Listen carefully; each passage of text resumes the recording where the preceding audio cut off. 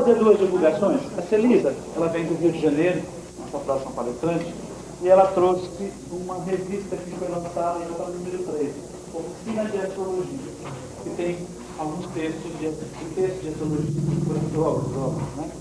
Tem alguns que não são escritos por astrólogos. Né? É o volume 1, 2 e 3. Tá? Ela trouxe 12 unidades de cada um. Se você estiver interessado, tem alguns aportes. Segundo tema. Foi traduzido um livro chamado Elegendo Ganhadores, Escolhendo Ganhadores. É sobre análise de competições. Esse livro é do Donald Bradley. Tá? Ele tem alguns outros títulos publicados em inglês, ainda não tem em português, principalmente de Revolução Solar. Esse aqui fala da astrologia horária em jogos de competição. Na verdade, foi traduzido o livro.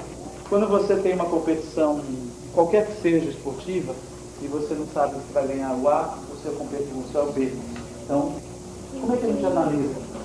Eu falei sobre esse livro ano passado, inclusive quando o Filo deu uma entrevista falando sobre Brasil e França, o jogo de Brasil e França, né? Através da técnica do Donald Bradley, dá para saber direitinho quem é que ia ganhar realmente.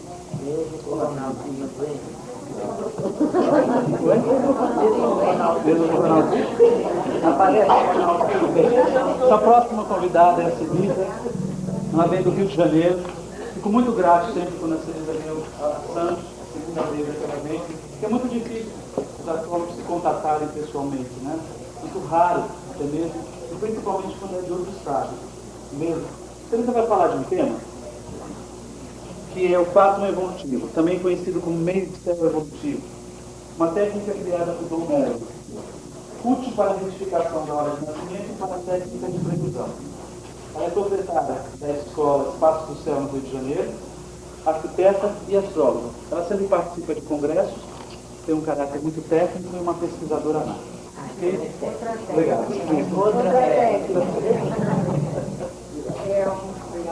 É um prazer muito grande estar novamente aqui com vocês, participando desse encontro. E a minha missão hoje, a pedido dos jovens, para falar de um tema que, na realidade, é um assunto muito vasto, mas eu vou apresentar para vocês um enfoque do que é mais importante a respeito desse tema. Esse tema, na realidade, na nossa escola, ele é um motivo de 3 meses de aula, né? Mas, claro que nós não vamos poder desenvolver aqui o tema completo. Nós vamos, inclusive, apresentar alguns exemplos para vocês poderem ter ideia do potencial que essa técnica bastante simples, digamos, no seu contexto, proporciona. Né? Evolutivo vem do latim, evolutione, desenrolar, né?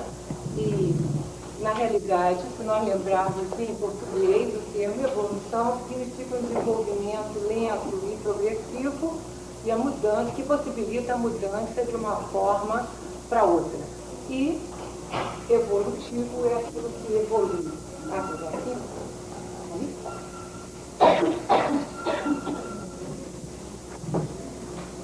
Dá para ouvir sem microfone? Bom, existem vários evolutivos em astrologia. Está dando para ouvir? Não está dando. Alô? Agora? Existem várias formas de evolutivos na astrologia, cujos mais conhecidos são o Fatum do Nerma, a Proluna do Boris Christoph, o Ponto Idade de Bruno e Luiz Huber, e tem também o Lifetime do Eichmann.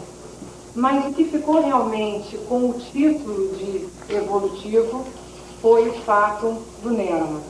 O Nerma, Dona Romain, é um francês, cujo nome verdadeiro é e a sua técnica chegou até nós, no Brasil, graças aos brasileiros que na década de 30 e 40 iam à França para assistir aos congressos e a estudar lá, como é o caso de Demétrio de Toledo, que escreveu inclusive um livro que se chama, porque está esgotado, Eis a Astrologia, onde ele apresenta a técnica do Nerma. E esse senhor também deu alguns cursos no Rio de Janeiro, inclusive o professor Zeferino de São Paulo fez cursos ainda com o Demétrio de Toledo. Bom, o Nerma é um matemático estudioso da astrologia, embora ele tenha estudado outras coisas também antes da astrologia, que inclusive dizem que ele mudou de nome por causa disso, que o nome dele, como Maurice Rougier, ficou um pouco queimado. Ele era engenheiro civil de Minas, fundou o Colégio Astrológico da França e foi presidente dele durante muitos anos. A base da sua teoria foi de que o feto, a partir da sua geração, vai gradualmente reduzindo o seu desenvolvimento até o nascimento. Ou seja, ele começa numa evolução muito rápida e isso vai diminuindo até a hora do nascimento. E a partir do nascimento também, ele começa uma evolução muito rápida e isso vai caindo. Bom, o Neron apresentou o seu trabalho primeiro num congresso que ele montou em Paris, que foi bastante mal recebido também pelos astrólogos, onde ele apresentou essa teoria em 1936. Então ele publicou essa teoria primeiro em duas revistas, uma chamada Votre Destin e outra Sous les Cieux. E o livro mesmo, que contém a teoria, que se chama Le Presage à Lumière de Loi de l'Évolution, foi editado em 1937 na Bélgica. Esse livro se encontra esgotado do mesmo jeito que as revistas, mas nós conseguimos, há uns 10 anos atrás, uma cópia do original desse livro. Bom, o Neroman diz o seguinte, que a base de todo o estudo dele começa de uma forma muito simples. A Terra gira em torno do seu próprio eixo em 24 horas e em torno do Sol em um ano. Isso constituiria um mecanismo dos influxos que pode ser representado de uma maneira simplista como um mostrador de um relógio. Infelizmente, a minha transparência desse mecanismo ficou danificada e por isso que eu estou colocando aqui. Na realidade, ele diz o seguinte, bom, a Terra, no seu movimento de rotação, todos os dias, um meridiano da Terra passa pelos mesmos pontos, por todos os pontos do céu e completa os 360 graus do zodíaco. O zodíaco, por se representado em princípio pelo Sol, ele tem um movimento que a cada mês ele muda de signo. A relação da posição da Terra com esses dois movimentos, ou dois ponteiros, representaria a sua ideia de evolução. A evolução em função da Terra e a evolução pessoal a partir do nascimento. Bom, o meio do céu, que ficou conhecido como evolutivo, mas que na realidade é o meio do céu do fatum. A palavra fatum, do latim, tem vários significados, entre elas destino, fatalidade, mas também sorte, oráculo, né? Ela indicaria para a pessoa o destino terrestre. Bom, de maneira nenhuma esse fato está sendo colocado no sentido de que o destino está perfeitamente traçado e nada pode ser modificado. Muito pelo contrário. A partir do nascimento, cada um terá a sua própria evolução pessoal, maior ou não, dependendo da sua liberdade de atuar em cima desse contexto. Mas esse mostrador do relógio, ele vai representar o que ele chama o mecanismo dos influxos. O céu que emite os influxos e a Terra que recebe esses influxos. O influxo do céu, representado aqui pelo Sol como o primordial, mas que carrega na realidade todo o seu cortejo de planetas. Então, o Sol aqui está representando o céu, mas todos os planetas, todos os astros são considerados. E o outro ponteiro, o meio do céu na Terra, o meridiano terrestre, que quando nós nascemos coincide com o nosso meio do céu natal, vai ter então uma evolução própria. Então esse é o chamado mecanismo dos influxos, do céu que emite e a Terra que recebe. Só que o meridiano, meio do céu, ele também está representando todas as outras antenas terrestres, que nós conhecemos como casas, Então ele puxa primeiro o ascendente, o horizonte do local e todas as outras casas. Embora o fato seja muito conhecido como meio do céu, na realidade ele é um mapa completo, mas as duas antenas principais são a antena do meio do céu e a antena do ascendente. A antena do meio do céu, Neroman chama a antena passiva. Passiva porque ela é a mais sensível aos influxos, ou seja, ela recebe os influxos realmente. Então é a chamada antena do destino humano, que ele também chamava a andarilha, porque nós vamos ver que no caso dele, essa antena vai andar carregando todas as outras. A antena do ascendente, ele chamou a antena da aventura humana e vai ser uma antena ativa. É a liberdade de atuação pessoal dentro do contexto recebido do céu. Então, o que ele diz, um ser vivo que não tem liberdade de atuar está morto e não sabe, né? Então, essa lei da evolução, que ele criou a partir desse mecanismo, os seus estudos antropológicos e biológicos, que grande parte desse livro apresenta esses estudos, ele criou, então, uma fórmula matemática baseada em hipérboles equiláteras, que são semelhantes geometricamente às circunferências, mas ele é engenheiro, mas ele sabia que se ele deixasse apenas essa fórmula, ninguém iria utilizá-la. Então ele criou, logo sucessivamente, tabelas de movimento dessa antena apenas do meio do céu. Nós vamos ver aqui a diferença, que a tabela toda está ligada ao meridiano do lugar do nascimento e ao meio do céu. E criou também uma representação gráfica, que nós vamos ver, que é a chamada espiral evolutiva. Essa é a espiral completa, que na realidade essa espiral ela se compõe totalmente de 16 voltas, mas o homem vai percorrer apenas 4 voltas. Ele considera que durante o período da gestação, o ser passa por tudo o que os seus anteriores já passaram, ou seja, desde a fase marinha do molusco, aos insetos, aos vertebrados, aos mamíferos, até chegar a passar toda a fase animal e chegar à parte da criança que vai nascer.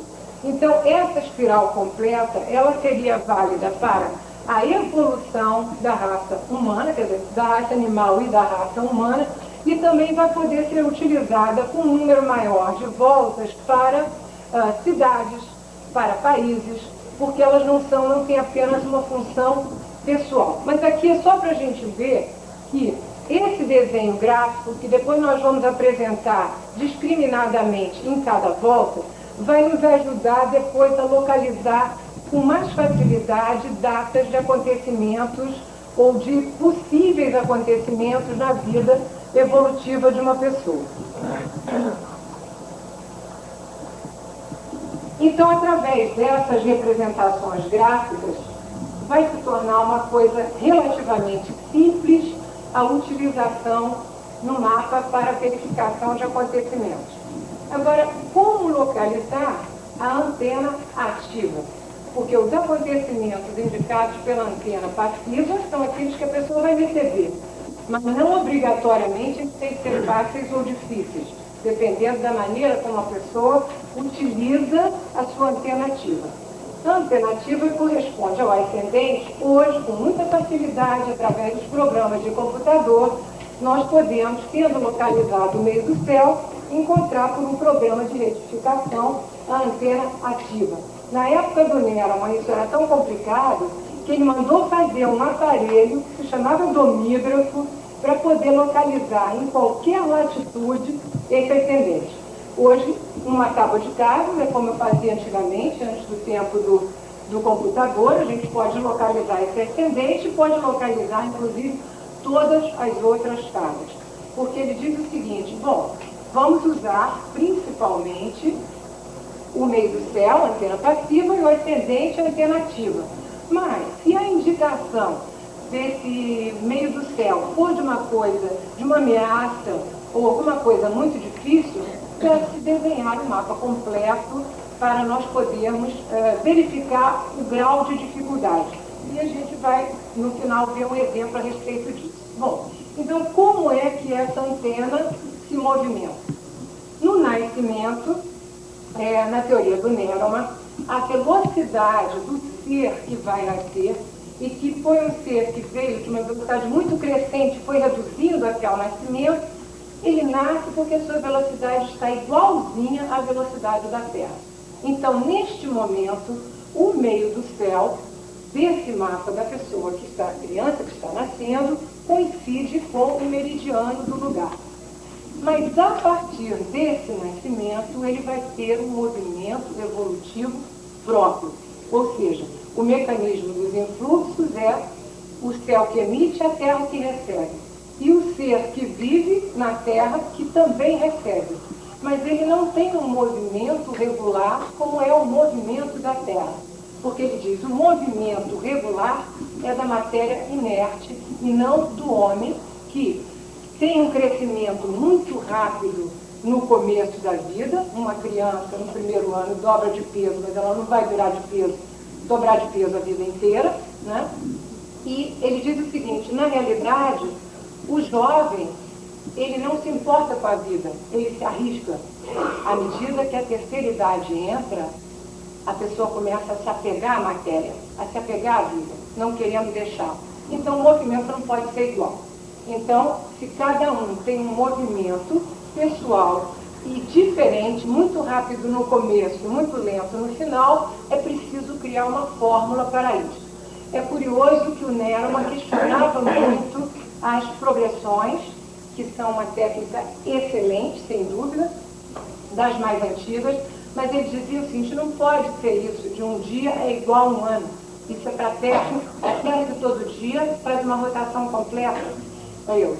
Eu quero colocar aqui que eu sou uma grande defensora das progressões, eu utilizo sempre, acho que nisso o Neroma realmente estava errado, mas a contribuição que ele deixou foi tão boa que até é válido que ele tenha se enganado com relação a isso. Então ele criou essa fórmula matemática para acompanhar a evolução do homem, porque ele diz o seguinte, bom, o movimento do céu que vai emitir os influxos pode ser acompanhado nas efemérides. Mas como é que a gente vai acompanhar esse movimento do homem rápido no começo e que vai reduzindo gradualmente?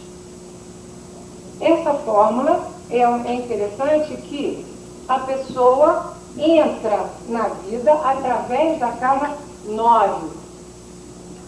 Se na época do nascimento o seu meio do céu coincide com o meio do céu local, e esse instantâneo, que nós sabemos que é a fotografia do céu, mas trazida para a Terra através das casas,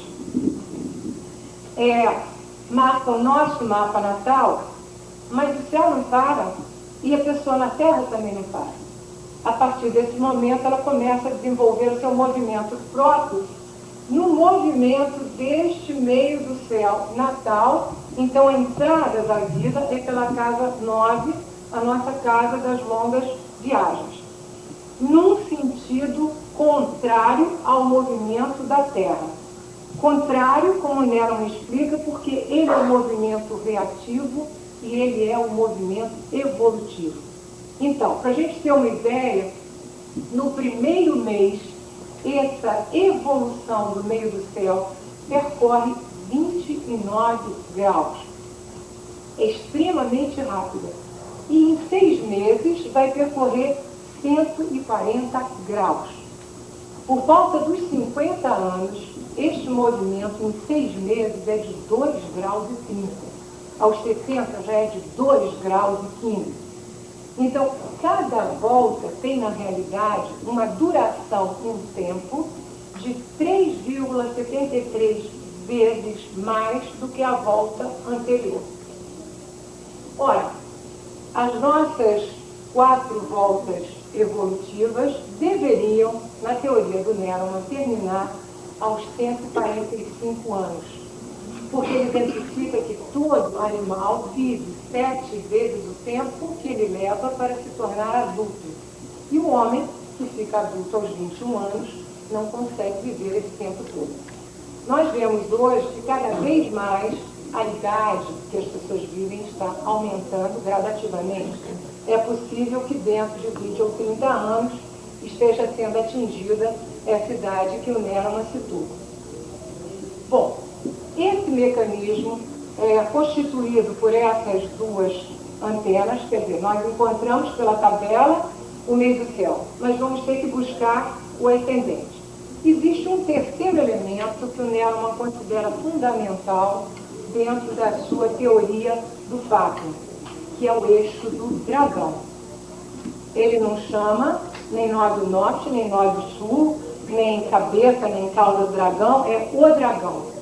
Ele disse o seguinte: as casas sobre as quais esse dragão se localiza no nosso mapa de nascimento são casas cuja recepção dos influxos tendem a ser muito fortes. Eles são, na realidade, o que melhor promove a ligação entre a emissão do céu e a recepção na Terra. Ora, nós sabemos que eles são o encontro da órbita da Lua com o caminho aparente do Sol, que na realidade é a órbita da Terra, né? Então, esse eixo, quando está participando ou quando está envolvido com o meio do céu evolutivo, a transmissão do influxo é perfeita. Então, eles são grandes eixos de ligação e de força de recepção. Não quer dizer que só quando eles estão presentes é que isso vai funcionar. Mas se eles estiverem presentes, a força é muito maior. E esses nodos lunares, ou dragão, como chama o Nerman, tem um movimento similar ao do vivente, ou seja, no sentido retrógrado, no sentido contrário ao movimento da Terra. Então, ele acompanha o movimento do vivente, só que ele tem um movimento regular. O Nerman, como a maioria dos franceses tradicionais, utiliza o movimento médio do dragão, porque nós sabemos que existe um movimento médio e um movimento verdadeiro. O movimento médio é aquele que mensalmente se movimenta 1 grau e 37 minutos. Então, ele tem um movimento perfeitamente irregular. No começo da vida, esse movimento do dragão é muito mais lento do que o movimento do ser que nasceu. E a partir de uma dada idade, ele é muito mais rápido. A idade em que, teoricamente, o dragão se encontraria com o fato, ou melhor, se o dragão tem a mesma velocidade do fato, é aos 14 anos. Então, o Nerman diz o seguinte: enquanto o jovem está correndo do dragão e lhe faz uma pressão para que ele evolua, ele reage melhor. A partir de um dado momento, essa pressão é tão grande que ele deixa o dragão passar. Ou seja, só que para cada pessoa isso vai ser numa idade, depende da casa do mapa em que nós temos o nosso dragão. Para as pessoas que têm o dragão na casa 4, isso normalmente acontece entre as idades de 12 e 15 anos. Então, essa idade, na realidade, ela é variável, ela não tem uma precisão. Existe um outro fator que o Nerman fala, mas com muito menos relevância do que o dragão, que é o que ele diz que é o complemento do casal lunar oculto. Oculto porque, na realidade, nós sabemos que o dragão são pontos virtuais, né? Podemos olhar para o céu a vida inteira que não os veremos, mas são pontos de cruzamento de duas órbitas. Então, ele diz que a outra parceira desse casal é a Lilith, mas ela não tem a relevância que tem o dragão. Esse, sim, é um fator de complemento importante na utilização do evolutivo. Ele diz que ele participa desse mecanismo dos influxos, aumentando ou não esse influxo que é recebido. Bom, as voltas do fato evolutivo, as 4, como nós falamos, o Nerman deu uma designação para elas, uma visão, como se fosse de uma obra. Ele era um engenheiro, então ele colocou de que maneira funcionariam essas 4 voltas, primeiro numa visão de uma construção de uma obra, depois relacionando essas voltas com os 4 elementos da natureza, depois relacionando também essas voltas com os 4 pontos cardeais celestes, os equinócios e os solstícios, ligando também ao crescimento pessoal e, por fim, designando com uma palavra-chave. Então, a primeira volta, que vai do nascimento até os 2 anos e 3 semanas, nós vamos ver aqui o desenvolvimento dessa volta.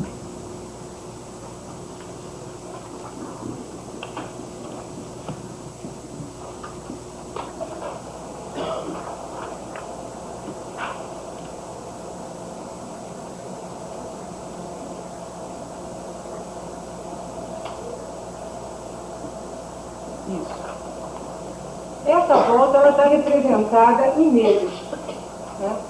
Então, dá para a gente ver nitidamente como ela vai reduzindo muito rápido aqui no quadrante da 7 até a 10, a partir do que seria do fundo do céu, ela já vai reduzindo gradualmente e vai concluir aos 2 anos e 3 semanas. Esta volta, ele diz que é a fase da elaboração dos projetos da obra. Ela está ligada ao equinócio vernal, portanto, a entrada no signo de Áries. Ela é a volta do bebê, ela é a volta do elemento fogo. Então, são os primeiros movimentos pessoais que se desenvolvem nessa volta desse ser que nasceu. Ele a chamou de volta do dinamismo. A segunda volta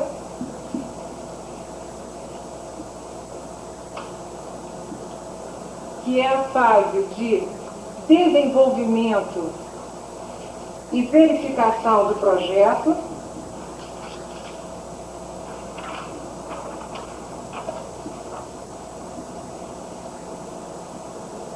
A grande diferença que a gente vai ver aqui, porque essa volta está representada em anos,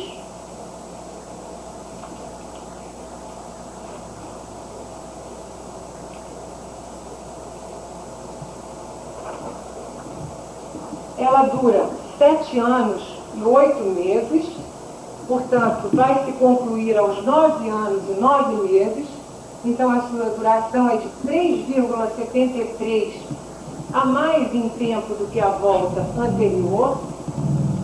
Ela está ligada ao solstício de Câncer. Ela é a volta da criança. A sua designação é de obstáculos, no seu elemento, portanto, é água. Obstáculos como primeiros obstáculos, ou primeiros desafios que a criança vai enfrentar a partir da saída da família. A terceira volta é a volta no sentido da obra do grosso da construção. Ou seja, quando paredes e telhado são colocadas, ainda se pode fazer alguma modificação, algum erro,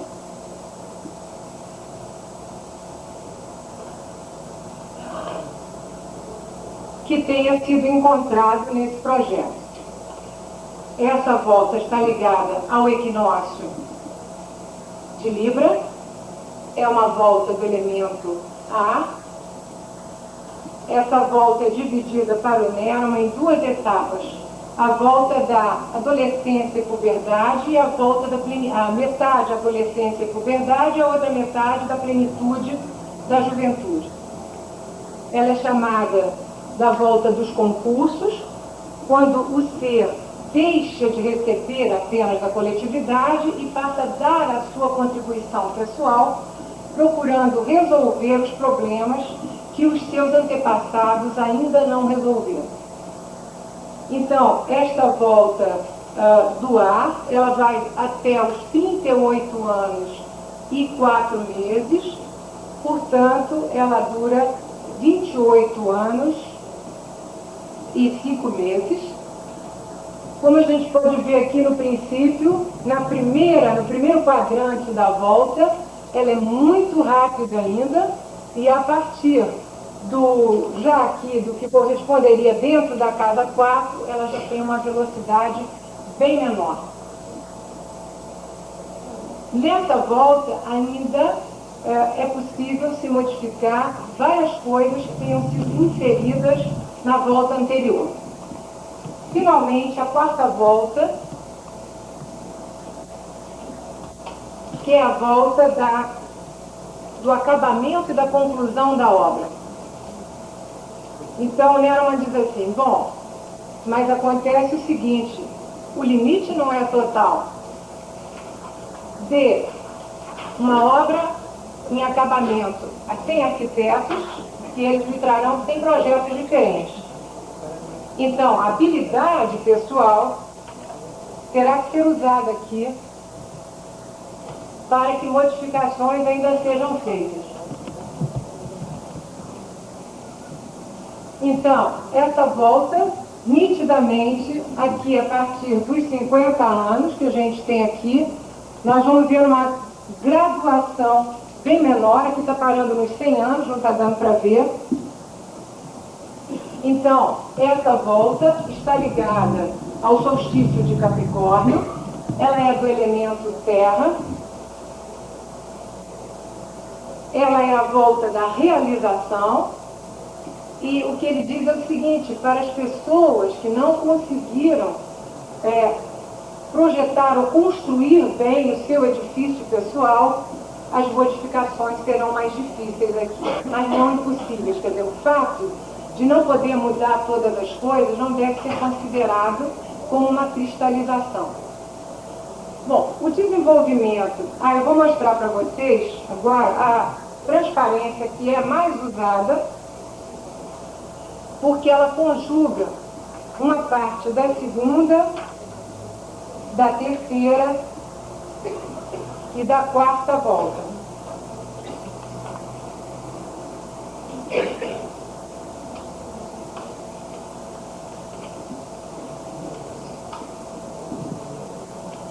O desenvolvimento dessas 4 voltas, o Nerman conjuga com os ciclos planetários. Então, na primeira volta, a importância é do Sol, da Lua e do Marte, porque são os que retornam durante esse período. Ele não dá grande relevância com relação a Mercúrio nem a Vênus no sentido do movimento por trânsito, porque os luminares têm uma conotação de importância pessoal à parte, e os planetas em trânsito que ele vai utilizar são apenas os planetas exteriores, portanto, a partir de Marte. Apenas na primeira volta é que a relevância de Sol e Lua é grande, porque para ele tudo o que acontece a primeira vez é importante. Então, é uma primeira impressão que fica marcada para aquela pessoa. Então, na segunda volta, vão aparecer os ciclos de Júpiter e Saturno, que aí apresentam os seus primeiros aspectos dentro, cada um dentro do seu ciclo. Na terceira volta, que é considerada de grande relevância para a construção pessoal, ou para a evolução pessoal, Júpiter e Saturno retornam pela primeira vez. Na época que o Nerman escreveu o trabalho dele, não havia ainda a quadratura de Plutão dentro dessa primeira volta. Hoje, para nós, isso já acontece, porque aos 36, 37 anos está ocorrendo essa quadratura. Então, nessa volta, não só Júpiter e Saturno retornam, como também Urano, Netuno e Plutão fazem os seus primeiros aspectos importantes. O Nerman chama a atenção que os grandes construtores do homem são Júpiter e Saturno. Júpiter nutrindo e Saturno devorando. Então, aprendendo a tirar partido de Júpiter, que ainda dentro dessa volta faz o seu terceiro retorno, que nós conhecemos como a grande arrancada, que não deu ainda há uma chance de fechar essa volta de uma maneira mais positiva, de forma que a quarta volta possa ser mais fácil. Bom, então como utilizar esse... Sim, eu queria dizer que essas transparências que eu mostrei, exceto a primeira, que é a espiral evolutiva, elas não são do Nero, mas elas foram desenhadas posteriormente para simplificar a utilização da espiral. A espiral não, ela faz parte verdadeiramente do livro do Nero. E é uma coisa interessante, porque os franceses têm uma maneira de escrever muito curiosa, que o que eles colocam no livro, eles não repetem no outro. Então, se você não tiver os dois, você não vai conseguir conjugar aquilo. Então, por exemplo, a tabela, ele divulgou no artigo da revista Voto na Descanso. O livro não tem a tabela. O livro só tem a espiral evolutiva. Quer dizer, se você não tivesse conseguido a revista, você não conseguiria ter a tabela. Inclusive, eu estou com uma simplificação dessa tabela de um outro francês, discípulo do Nero, mas trouxe várias xerox aqui para quem depois quiser pegar depois. Porque ela não é tão detalhada quanto a tabela do Nero, mas ela tem o movimento das 4 voltas. Bom, então essas simplificações foram feitas para poderem ser utilizadas sobre os mapas. Então, de que maneira nós vamos usar agora na prática esse evolutivo? Se nós colocarmos uma dessas transparências sobre um mapa de nascimento, nós podemos localizar com uma margem de erro. Claro, que toda construção gráfica não é tão perfeita como um cálculo matemático de tabela, mas a margem de erro, por exemplo, desta transparência que está aí é da ordem de 1 grau em relação à tabela. Se for bem colocada, nós vamos colocar o que está indicado aqui como meio do céu sobre o meio do céu do mapa de nascimento. A linha oposta a ela tem que ser colocada sobre o fundo do céu do mapa de nascimento. E para quem não usa mapas natais com um pontinho no centro, vai ter que colocar, porque é preciso que a gente alinhe esses 3 pontos: o centro, o meio do céu e o fundo do céu. Senão a leitura pode ocorrer de forma errada. Então, colocando essa transparência, ou uma das outras, ou fazendo o cálculo pela tabela, nós podemos localizar num dado momento onde está a antena passiva, ou antena andarilha, como Neroman chamou, no mapa de uma pessoa. Isso indicaria os influxos que o céu está enviando. Nós vamos ver depois num exemplo como é que isso pode funcionar. E vamos ter que localizar através de um programa de retificação ou de um programa que tenha o fato, que é o caso do Pegasus, por exemplo, né, que tem o cálculo do fato, não só da posição como do mapa completo. Nós vamos localizar onde está a antena ativa. Bom, em função da conjugação dessas duas, nós podemos fazer uma interpretação em relação ao planeta natal que porventura esteja sendo tocado, porque não obrigatoriamente sempre haverá um planeta tocado. É utilizada ordem de 3 graus para verificar um aspecto. Normalmente são utilizados apenas o que nós chamamos de aspectos ptolomaicos, embora o Neroman cite também a utilização do quincúncio. Essa interpretação será feita pelo significado básico do planeta. Então, por exemplo, se a antena estiver tocando Vênus, nós vamos perguntar se existe alguma questão de relacionamento, se existe alguma questão afetiva. Depois é que vem, na realidade, a casa em que aquele planeta se encontra. Agora, claro, o planeta será ativado dentro do contexto que ele tem no mapa. Por signo, por aspectos, por casa, se ele está bem, se ele não está. Simplesmente simplesmente o fato estará mobilizando o planeta. E também deveremos olhar se ele está, naquele momento, recebendo algum trânsito importante. Por quê? As antenas serão sempre observadas em relação ao céu de nascimento e em relação ao céu atual ou do momento que estiver sendo analisado. Então, na realidade, é como se a antena funcionasse, quer dizer, a antena, o fato funcionasse em relação ao céu natal e ao céu de um dado momento. Como é que isso daqui facilita a utilização para verificação de uma hora de nascimento? Se nós colocarmos principalmente nos pontos, ou se nós localizarmos os pontos de conjunção e oposição, principalmente, embora as quadraturas, os trígonos e sextis também funcionem, nós podemos perguntar à pessoa, dona daquele mapa, a respeito de situações que ela possa ter vivenciado relativo àqueles planetas.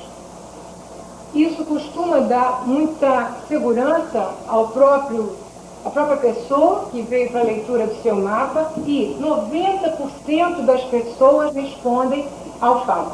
Eu tenho esse fato aplicado em cerca de 3.000 mapas, é muito utilizado também para a retificação da hora do nascimento, não para retificar precisamente, porque isso só pode ser feito pelas progressões, mas para uma busca ou uma verificação de uma dada hipótese que tenha sido formulada.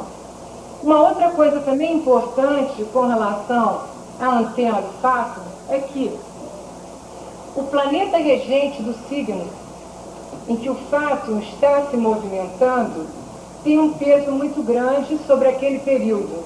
Então, se o fato faz aspectos durante aquela passagem, por exemplo, ele passando por Libra e fazendo um aspecto com Vênus, esse aspecto será extremamente forte, porque este planeta será governante daquele trecho da evolução.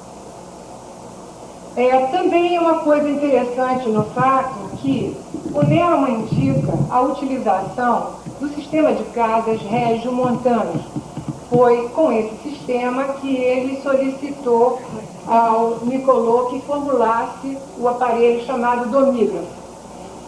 Mas ele pode ser usado sem problemas em outros sistemas, ou principalmente no sistema Plácidos, que é o que eu particularmente utilizo, porque nesse sistema, a variação desse sistema para o outro não muda o meio do céu, que será o mesmo, né? Poucos sistemas não consideram o ponto meio do céu como cúspide da casa 10, o resto montanhas considera, Plácidos, o Campano, o topocêntrico, todos eles. Mas tem uma coisa interessante também com relação ao fato, a entrada dele numa casa, que ele vai entrar pelo final da casa, né? Porque o movimento dele é contrário, costuma mobilizar os assuntos daquela casa. Isso, para nós aqui, não dá muita diferença. Nas casas intermediárias, o Campanos, o Plácidos, dá no máximo 2 graus. Então, isso pode ser observado que mesmo sem fazer nenhum aspecto, aquele assunto pode estar sendo mobilizado. Uma outra coisa também importante é que não obrigatoriamente é preciso que um ponto do mapa natal esteja ativado para que aquele fato funcione com um dado trânsito.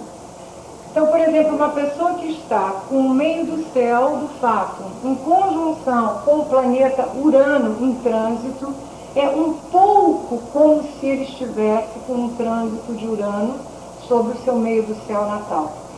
Não tem o mesmo peso, mas ele funciona, a pessoa fica mais vulnerável, os influxos são de mudanças ou de aberturas para uma maior liberdade, uma maior independência. Vamos ver alguns exemplos agora sobre mapas.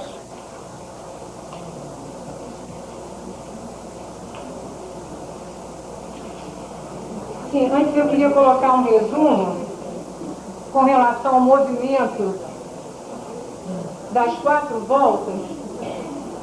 Não vai dar para mostrar aqui, vai pegar aqui, porque eu não me lembro. Bom,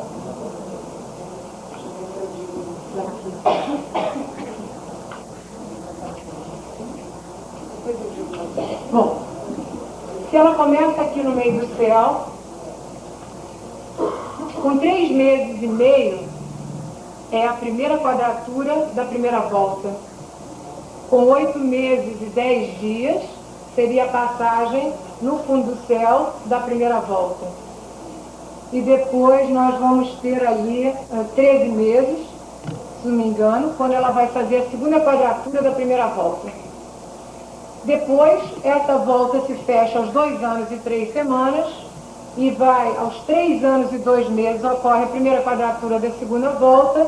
Aos 4 anos e 8 meses vai ocorrer a oposição da segunda volta, que vai concluir-se aos 9 anos e 9 meses, quando começa então a terceira volta, que vai durar até os 38 anos e 4 meses.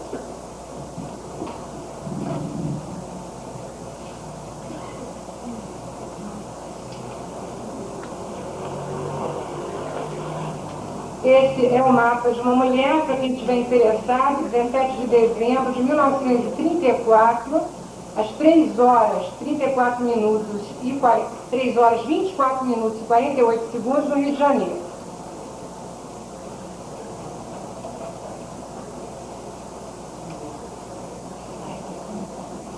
Bom, aqui está localizada a antena do meio do céu, do fato, em várias idades. Primeiro aqui aos 23 anos, portanto nós estamos já na terceira volta, na conjunção com o planeta Vênus. Essa ocasião foi a ocasião em que esta senhora conheceu o homem com o qual ela veio a se casar.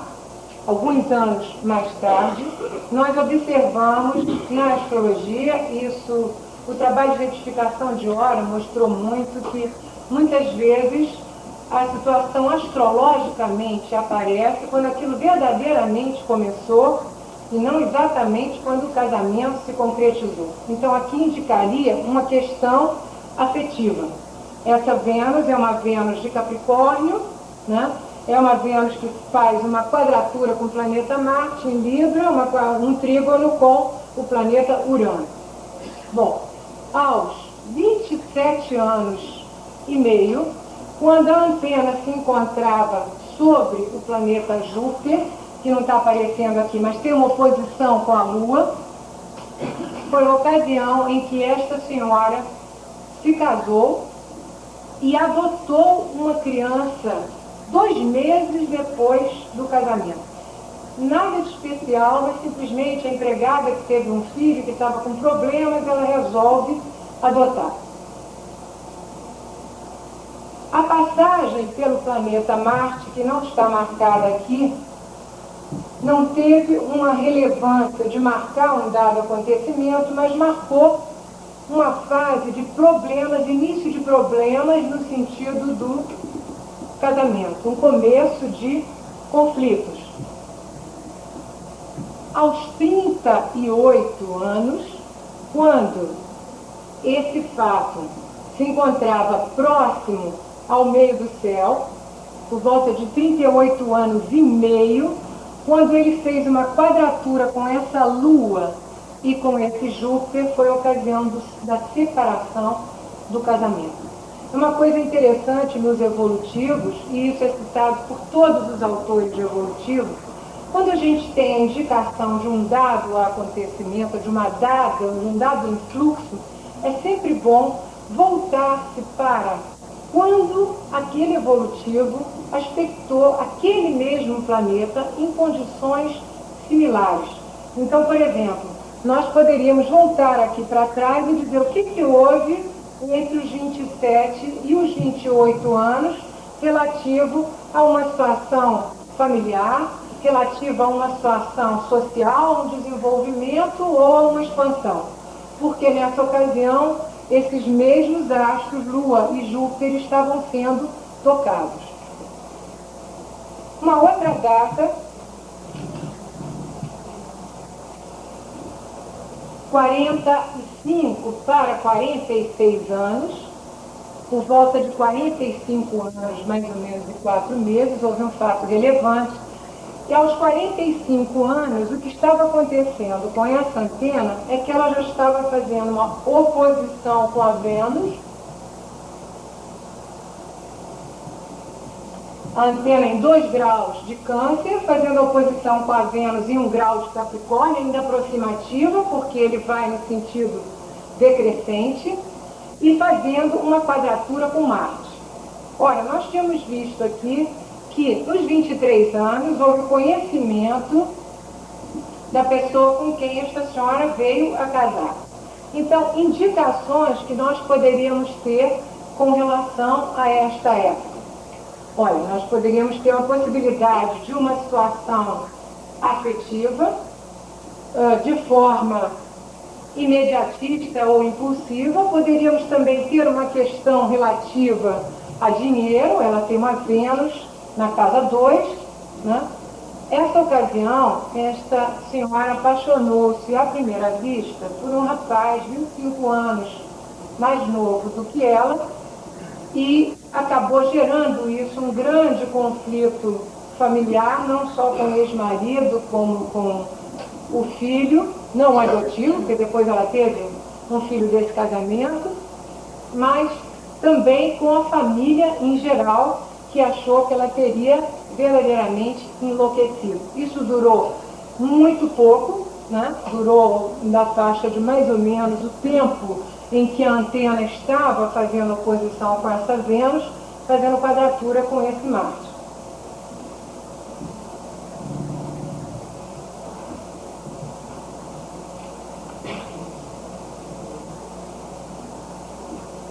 Agora nós vamos ver um outro exemplo. Esse é um mapa de um homem.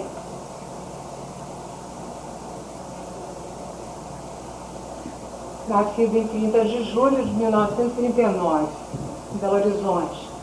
Aos 35 anos, esta antena estava em 3 graus e tanto de Sagitário, fazendo um trígono com Plutão, em 1 grau de Leão, na casa 6, e saindo de um trígono com o Sol. Nessa ocasião, esse senhor casou-se com uma pessoa bastante importante, né? E aos 38 anos e meio, a antena fez uma quadratura com esse Sol e com esse Plutão. Foi a ocasião da separação desse casamento. Quer dizer, uma coisa iniciada dentro de um determinado contexto pode se desenvolver ou ter uma situação que mexa com aquele contexto quando a antena for tocada novamente. Aqui tem uma coisa interessante, que é o seguinte: o Neumann chama a atenção que nós devemos fazer uma revolução solar com base no fato. Como é que seria essa revolução solar com base no fato? Os planetas estarão na mesma posição de uma revolução tradicional, porque o Sol é que dá origem àquela posição dos planetas, mas as casas sairiam pelas posições do fato.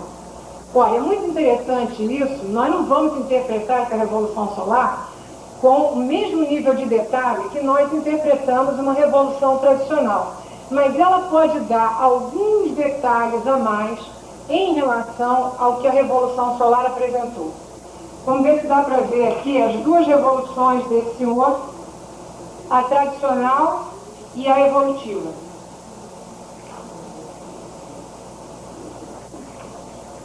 Essa daqui é a revolução. Eu tenho que mostrar esse lado de cá também. Vai ascendente, onde é que está a situação. Essa é a revolução tradicional, que indica o meio do céu em cima do planeta Urano, natal.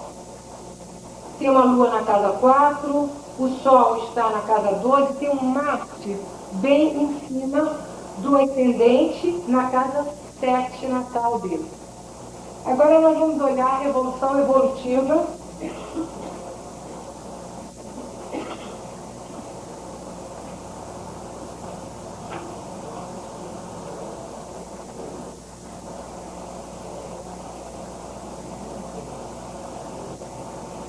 que apresenta o planeta Netuno no meio do céu, fazendo quadratura com o ascendente, e o planeta Marte no descendente, fazendo quadratura com esse meio do céu e o Netuno, e uma predominância aqui na Revolução Solar de casa 5, mas com o Sol já na casa 6.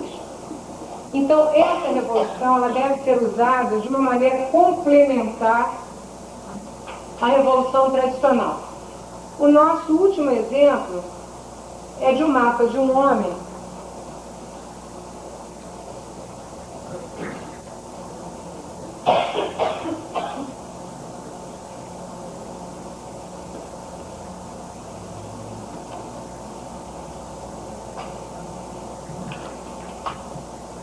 que, nos seus 48 anos, tinha o fato, na cúspide da casa 8, portanto entrando na 7, fazendo uma quadratura com a conjunção Saturno-Plutão que ele tem na ponta de um T-square na cúspide da 5.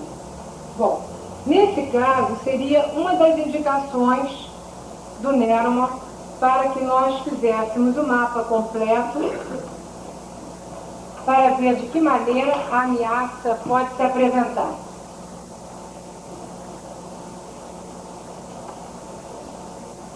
Então, nessa época, não está dando para aparecer aqui, mas ele tinha o meio do céu em quadratura com Saturno e Plutão, oposição à Lua, e o ascendente fazendo uma oposição com Saturno e Plutão natais e quadrado com a Lua.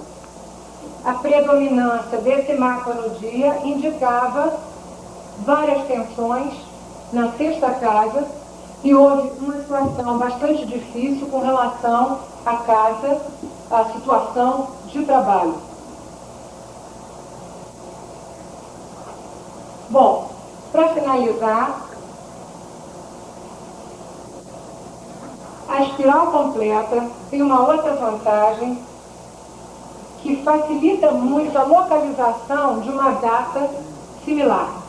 Então, digamos que, se eu estivesse olhando este senhor aos 48 anos, com a posição aqui, eu poderia ver que ele poderia ter passado alguma coisa por volta dos 12 anos e meio, onde a antena estaria localizada nessa mesma posição, ou eu poderia ver jogando 90 graus para frente ou jogando 180 graus para frente, em que idades ele poderia ter passado por situações similares e que acontecimentos teriam ocorrido nessa época para se poder ter ideia do problema que ele poderia passar por agora. Bom, o tempo realmente é pequeno, o assunto é muito vasto, mas eu agradeço a vocês. Muito obrigada.